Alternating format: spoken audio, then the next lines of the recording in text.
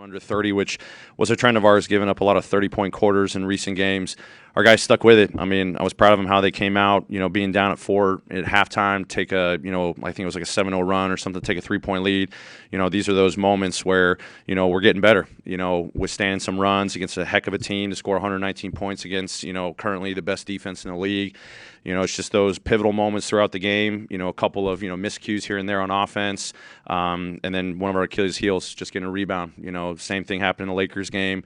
Anthony Davis gets an offensive rebound uncontested. We have a chance. We give it 2 offensive rebounds on the last possession, and, you're snake bit by it. So we've got to get better. I thought our urgency was great to start, for most of the game, coming into the game. It was a heck of a game. Credit the Clippers for coming up with some big plays, big threes, and the big rebound down the stretch. We got to get better from it, and we got to know that this stuff, is important for us to, move forward and get better from it.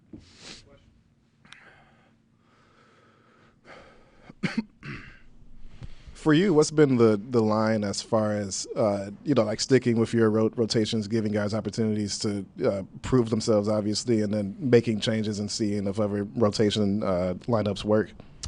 Yeah, I mean, I've been, trying to toy around with some lineups here and there, try to, ride some hot hands, guys that I think are playing well. They may get extended runs here and there, which may alter, a couple rotations. And then, come fourth quarter time, I try to put in the guys that, I think, they helped us go on a huge run to start the fourth quarter, so it's kind of banking on the guys I thought were going to give us the best chance. And, it's a game-to-game, decision. Taylor, on that last play that ended up in Jaren's hands, what were you guys looking to do with there? So we were hoping to, kind of get a defender to fall asleep, with his cut to the rim and then, snap him out to a corner 3. And if that wasn't open, Solo was going to be open at the top of the key. I thought we set a good screen. They did a great job getting through, kind of put him off balance, which put him in a tough spot. But, that's a play we've worked on, and, it's a pretty good defense. Credit to the Clippers on taking that away. Taylor, back here. How do you want to mold Jaren's game moving forward? Obviously, the 3 has been comfortable for him, but just the balance of being effective inside and just kind of where do you want to see his game go? Yeah, I mean, as I've said all along, I want him to be an inside-outside player. I mean, obviously, he's, I think clicking pretty well from on the perimeter. We threw it into the post quite a bit tonight. I thought he had some early success, and as the game went on, just continuing to work on his balance. I think teams are making a point of emphasis of making his catches a lot tougher and pushing him out. So him really establishing deep post position, and I thought he made a heck of a move on Patrick Patterson. Called didn't go our way, but playing with that physicality, that force, trying to put guys in the basket. It's stuff that he's working on every single day. So the more that we can get him to continue to work on his balance and his force in the post, he's going to be lethal inside and out. Taylor, how much value is it for you to see your young team in that high-leverage situation, fourth quarter, with a team that really turned it up physically at that stretch, to see what they're able to do against a team like that? Yeah, I mean, credit to our guys. I mean, we've seen these moments, throughout the year. This is something to be expected when you get going. Teams, especially the best teams in the league, they're going to raise their urgency, and the more that we can match that, and then hopefully over time start exceeding it. We had some good moments. There were some moments I thought they're full court pickup, full court presses, kind of like their half court. We just got those are those miscues. We got to get better at a young team trying to figure out how to play with great space, and then when we do get space, Ja's going down, kicking out for threes, getting fouled, getting to the free throw line. Those are all things that we can clean up. We'll work on, but it's great that we can withstand it. Teams are having to raise their physicality more and more and more. That's a credit because we come out with that urgency to set a tone, and it puts us in these ball games where we continue to learn, and when we get over the hump, we'll win some more ball games.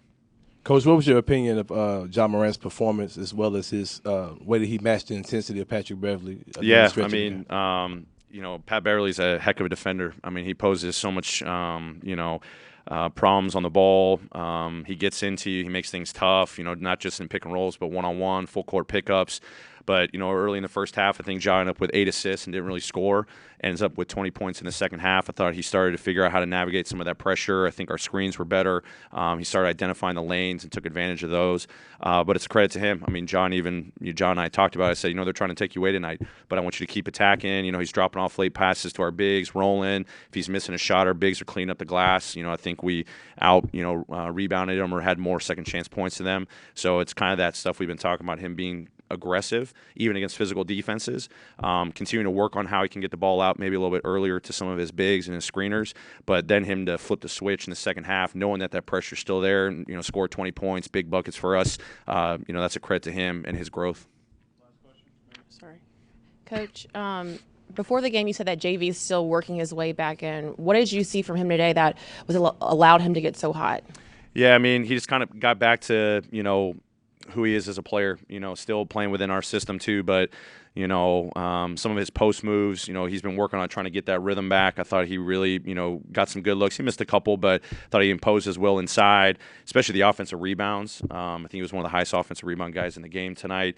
That's a strength of his, a beneficiary of that, knocking down a three. I just thought he was just more engaged throughout the game defensively, and it's a credit to him, all the work he's been putting in, because I know he's been trying to feel his way out, on the offensive end, and then, even more aggressive defensively. I thought him adjusting from our center field coverage to our blitz coverage, I thought he was great. And when he's out there giving max effort, I think he's a beneficiary. And, he had a heck of a night, and that's something that we need night in and night out from him.